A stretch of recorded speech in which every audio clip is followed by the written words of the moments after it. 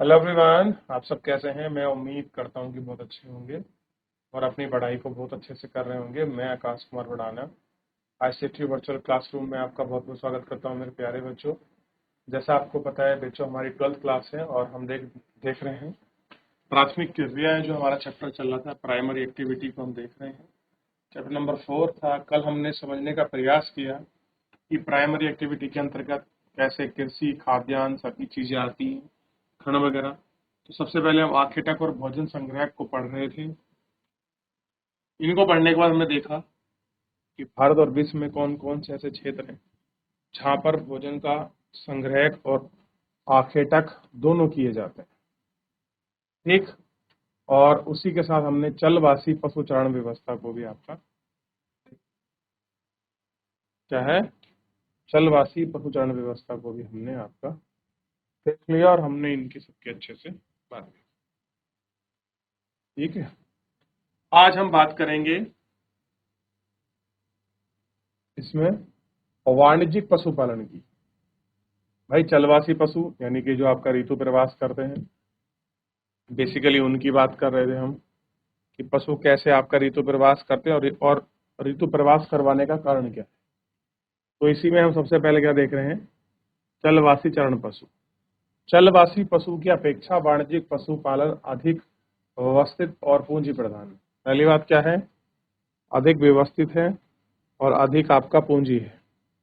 वाणिज्यिक पशुपालन पश्चिमी संस्कृति से प्रभावित है। फर्मों में स्थायी होते हैं। ये फर्म विशाल क्षेत्र में पाए जाते हैं। संपूर्ण क्षेत्र में छोटी सी इकाइयों में विभाजित कर दिया जाता है। चराई को नियंत्रित करने के लिए बाड़ा लगातार एक दूसरे से अलग कर दिया जाता है। चराई के कारण एक छोटे की घास समाप्त हो जाती है तथा पशु दूसरे के लिए अलग ले जाते हैं। वाणिज्यिक पशु की पालन में पशुओं की संख्या में चराई का वाहन क्षमता के अनुसार क्या है आपका रखी जाती है। यह एक विशिष्ट गतिविधि है जिसमें केवल पशु पालने जाते हैं। भेड़, बकरी, गाय, घोड़ा, मांस, ऊन प्राप्त की जाती है और वैज्ञानिक ढंग से इनको डिब्बा बंद करके आपका विदेशी बाजारों में जो है आपका बेचा जाता है। निर्यात यानी कि मतलब हुई है। पशुकर्म से पशुधन पालन वैज्ञानिक आधार पर व्यवस्थित किया जाता है। इसमें मुख्य रूप से पशुधन का प्रजनन, जान के सुधार, बीमारियां और उनके स्वास्थ्य को आपका दिया जाता है। इन सब पर जो है इनका प्रभाव और असर हमको देखने के लिए आपका मिलता है। एक और ये सबसे ज्यादा जो आपकी है इस तरह के जो पशुपालन हो रहा है वो बेसिकली आपका न्यूजीलैंड, ऑस्ट्रेलिया, अर्जेंटीना, उरुग्वे और संयुक्त राज्य अमेरिका में कमर्शियल पशुपालन किया जाता है। क्या करते हैं, कमर्शियल पशुपालन। देखिए इस तरीके से यहाँ पर पशुओं को पाला जाता है। ये वो क्षेत्र हैं जहाँ पर क्या होता है, तो बाबू चलवासी पशु का था। यहाँ पर क्या है आपका पशुओं को पाला जाता है। ये वो क्षेत्र है, आप डायरेक्ट क्लास देख रहे होंगे। यूएस का ये वाला क्षेत्र, इधर ये अफ्रीका का कुछ ये क्षेत्र, एशिया में कुछ ये, ऑस्ट्रेलिया और आपका ये न्यूजीलैंड वाला पूरा क्षेत्र। यहाँ पर जो है आपने देखेंगे बड़े बड़े आपके डेयरी उद्योग, बड़े बड़े दूध के फार्म उद्योग, चॉकलेट वाली चीजें, कैंडी, दही, ये सब बनाना, आइसक्रीम, मक्खन जो बनता है वो सब इसी उत्पाद में इन्हीं के अंतर्गत उनको रखा जाता है। तो अगर लिखने के लिए पूछ लिया जाए, आपसे बता दिया जाए कि वाणिज्यिक पशुपालन क्या है तो कैसे एक्सप्लेन करेंगे, आप देख लीजिए एक बार, पढ़े फिर आगे बढ़े।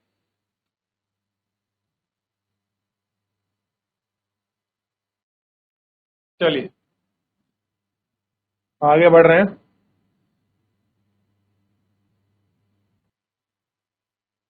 कृषि की बात कर रहे हैं। विश्व में पाई जाने वाली विभिन्न भौतिक, सामाजिक, आर्थिक दशाओं में कृषि कार्य को प्रभावित करती हैं। इसी प्रभावी तरीके के लिए कृषि प्रणालियां देखी जा सकती हैं। कृषि विभिन्न प्रकार के फसलों में बोया जा सकता है। पशुपालन विभिन्न कृषि विधियों पर आधारित होता है। मुख्य प्रणाली निम्नलिखित है। अब कौन कौन सी प्रणाली है कृषि की, तो सबसे पहले है निर्वाह कृषि। इस प्रकार की कृषि में कृषि क्षेत्र में रहने वाले स्थानीय, संपूर्ण अथवा लगभग उपयोग करते हैं। इनको दो भागों में वर्गीकृत। कैसे हैं? दो भागों। एक है आदिम कालीन कृषि निर्वाह। आदिम कालीन में क्या आ जाएगा? ध्यान दीजिए, स्थानांतरित कृषि आ जाएगी। उष्णकटिबंधीय क्षेत्रों में आदिम जातियों में लोग कृषि करते हैं और इसके अंदर अफ्रीका, दक्षिण अमेरिका, मध्य अमेरिका और उष्णकटिबंधीय भागों में ये सारी चीजें, ये सारी खेती की जाती है। इन क्षेत्रों में वनस्पति को जला दिया जाता है। जली हुई राख की परत उर्वरक का कार्य करती है। इस प्रकार स्थानांतरण कृषि कर्तन एवं दहन कृषि कहलाती है। कैसी? कर्तन एवं दहन कृषि कहलाती है। इसमें बोए गए बीज बहुत छोटे होते हैं। खेती भी पुराने औजार, लकड़ी, कुल्हाड़ी, फावड़े से की जाती है। कुछ समय के पश्चात यानी कि 3 से 5 वर्ष के बाद मिट्टी का उपजाऊ समाप्त हो जाता है। तब कृषक नए क्षेत्र में जाकर किसी वन कृषि की भूमि तैयार करते हैं और कुछ समय पश्चात कृषि को वापस कृषि के क्षेत्र में कार्य करते हैं। समय कार्य की सबसे बड़ी समस्या यह है कि कृषि में भूमि की उर्वरकता कैसी है? कम हो जाती है। झूम चक्र लगातार कृषि को तैयार करता है, छोटा होता है। ऊर्जा कुछ कटिबंधीय क्षेत्र अलग अलग नामों से जाना जाता है। भारत में उत्तर पूर्व क्षेत्र में झूम, मध्य अमेरिका, मेक्सिको, मिलाप और इंडोनेशिया में आपका इनको लदांग कहते हैं। ठीक, और इसमें हम इनको आपका देखते हैं। जल्दी बताइए, कहाँ कहाँ पर आपका शिफ्टिंग एग्रीकल्चर होती है, जिसको हम कीर्तन एवं दहन भी कृषि कहते हैं।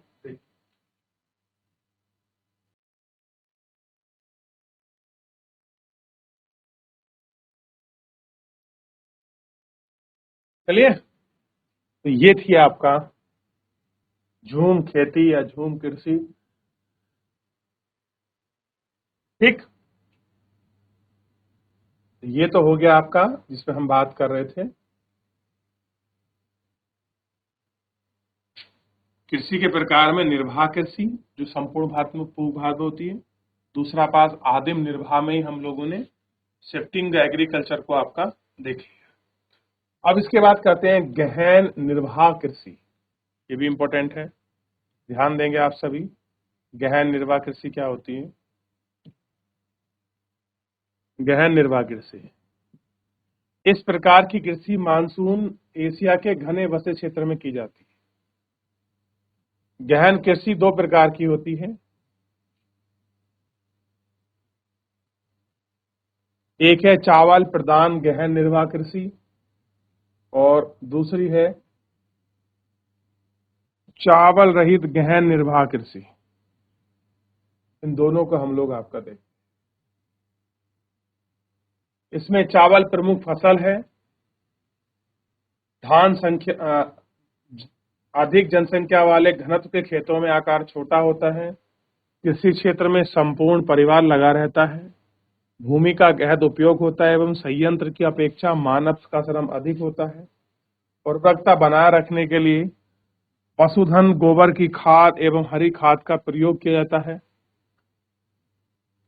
इस कृषि में प्रति इकाई उत्पादकता होती है, परंतु इसे कृषक और परंतु इसे कृषक उत्पादन कम होता है। यानी कि हम इसमें नेचुरल चीजों का प्रयोग करते हैं, जो कंपोस्ट खाद है, गोबर की खाद है, सले गले पत्ते पत्थर जो है, जो पत्ते होते हैं गल जाते हैं, ह्यूमस बन जाता है, उसका प्रयोग करते हैं। बस समस्या की बात क्या है, इसमें जो आपका प्रोडक्शन है वो थोड़ा सा कम होता है। क्लियर है? उत्पादन कैसा है? कम होता है, फर्क पड़ता है। दूसरा है इसमें चावल रहित निर्वाह कृषि। मानसून एशिया के अनेक भागों में उच्चावच जलवायु, मृदा तथा भौगोलिक कारक विभिन्नताओं से धान की फसल उगाने के लिए संभव नहीं है।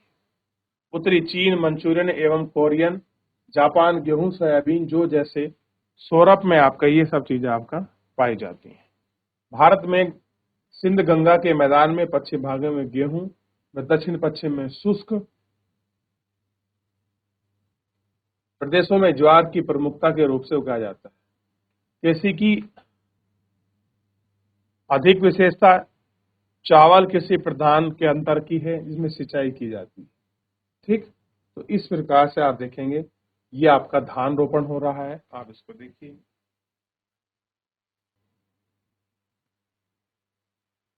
और रोपण कृषि यूरोपीय लोगों ने विश्व के अनेक भागों में औपनिवेशीकरण किया है। कृषि के कुछ अन्य रूप शुरुआत जैसे रोपण कृषि, बृहद स्थानीय लाभ उन्मुख प्रणाली, यूरोपीय उपनिवेश के अधीन धान क्षेत्र में चाय, कॉफी, वोट, रबड़, कहवा, अनार,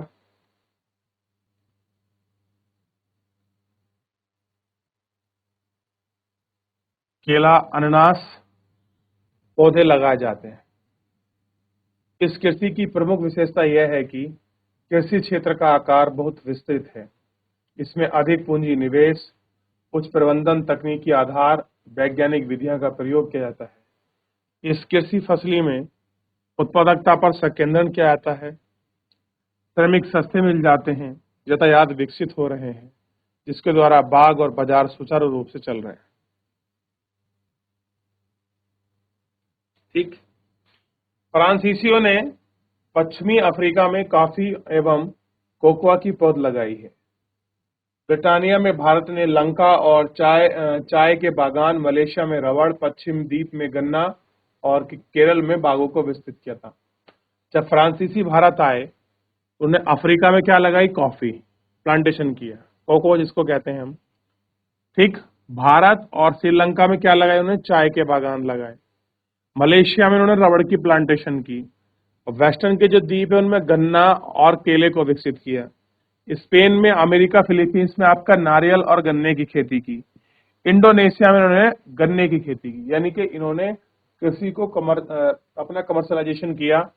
जो चीज जहां उत्पादन हो सकती थी उसको उन्होंने लगाने का प्रयास किया और कोशिश की कि हम इनको उन क्षेत्रों में लगाएं जहां इनकी प्रोडक्टिविटी बढ़ सकती है। इसलिए आप केरल में जाइए, वहां आपको चाय के बागान दिखेंगे। आप कर्नाटक में जाइए, कॉफी आपको दिखाई देगी। क्लियर है? इसलिए वो लोग कॉफी बहुत पीते हैं। आप बे बंगाल जाइए, वहां आपको चाय बहुत मिलेगी। दार्जिलिंग टी आपको फेमस मिलेगी। तो हर क्षेत्र में अलग अलग प्लांटेशन हुई है। उसी के अनुसार ये सारी चीजें आज हमको बड़े विस्तृत रूप में देखने मिलती हैं।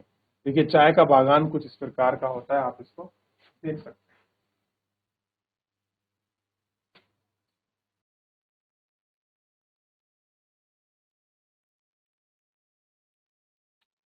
चलिए, देख लिया प्लांटेशन, इनकी बात कर ली हमने। अब थोड़ा सा आगे बढ़िए और देखिए, हॉलैंड यानी कि जो लोग बाप के डच पर एकाधिकार किया, ब्राजील में अभी भी कुछ भागों में कॉफी के बागान है जिन्हें हम फाजेंडा कहते हैं। क्वेश्चन बनता है कि ब्राजील में कॉफी के बागानों को क्या कहा जाता है? तो ध्यान देख लीजिए, उनको फाजेंडा कहते हैं। ठीक। अब मेरा आपसे क्वेश्चन है, सेब के बागानों को क्या कहा जाता है? बताइए।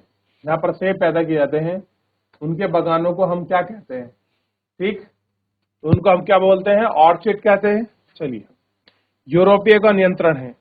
वर्तमान में अधिकतर बागों का स्वामित्व देशों की सरकार और नागरिक के नियंत्रण में है।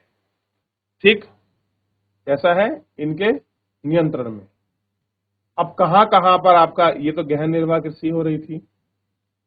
ठीक। अब थोड़ा सा आगे बढ़ेंगे और हम लोग कमर्शियल एग्रीकल्चर पर आगे बढ़ेंगे और वाणिज्यिक अनाज वाली खेती पर।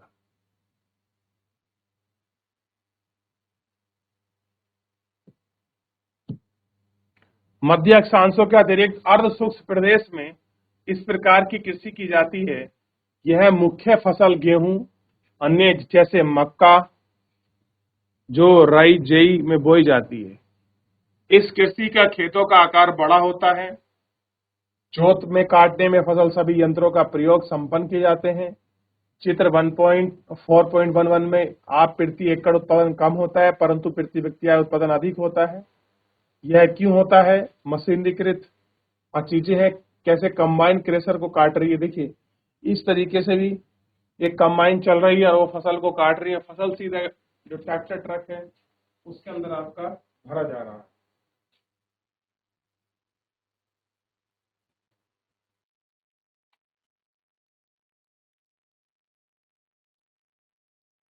इस प्रकार कृषि का क्षेत्र यूरोप की जो स्टेपीज,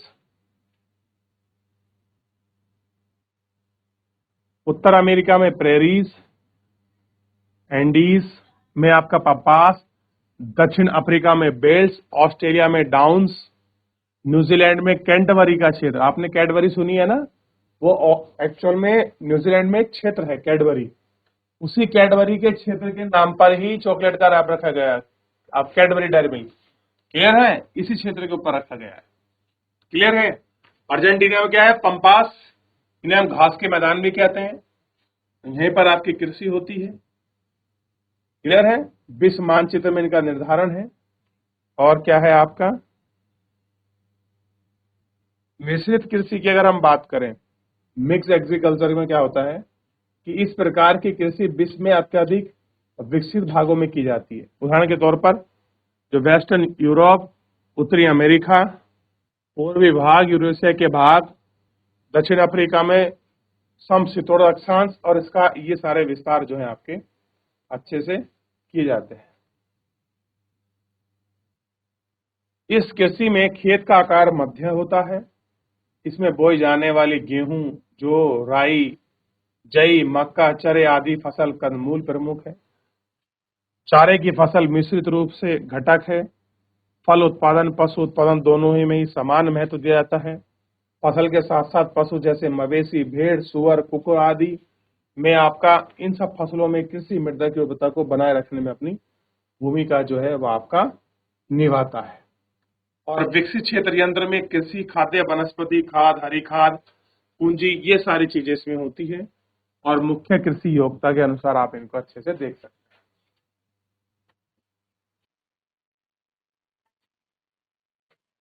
चलिए, तो इस तरीके से आपका जो है हमारे यहाँ आपका मिक्स एग्रीकल्चर किया जाता है, ठीक। अब हम बात कर रहे थे कमर्शियल एग्रीकल्चर में, तो कौन कौन से रीजन है जो आप जहाँ जहाँ पर कमर्शियल एग्रीकल्चर की जाती है, तो ये देखिए गहन विस्तृत वाले क्षेत्र हैं जहां पर आपका की जाती है। ये ही ऐसे क्षेत्र हैं जहां पर गहन एग्रीकल्चर की जाती है, क्लियर है, देख लिया आप लोगों ने। चलो, देख लिया, यहां तक कोई क्वेरी, यहां तक कोई क्वेश्चन बच्चों, किसी बच्चे का कोई डाउट?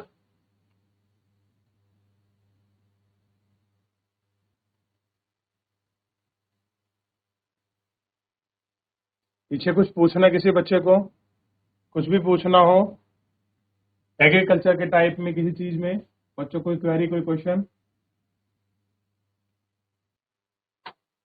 चलिए, तो आप अच्छे से कृषि निर्वाह, आदिम निर्वाह कृषि, इन सबको अच्छे से देख लीजिए, गहन कृषि को पढ़ लीजिए, ठीक है बेटा। गहन करने के बाद आप थोड़ा सा जो है इसमें जो रोपण वाली है, बेसिकली जो धान प्लांटेशन होती है, उस कृषि को कर लीजिए, और कुछ आप कमर्शियल को पढ़ लीजिए। इस तरह से करेंगे, इस तरह से देखेंगे तो सारी चीजें आसान हो जाएंगी। तो फिलहाल मेरे प्यारे बच्चों, आज के लिए इतना ही, मिलते हैं नेक्स्ट लेक्चर में। तब तक अपना ध्यान रखिए, स्वस्थ रहिए और अपनी पढ़ाई को बहुत अच्छे से करते रहिए। मुझसे जुड़ने के लिए आपका बहुत बहुत धन्यवाद।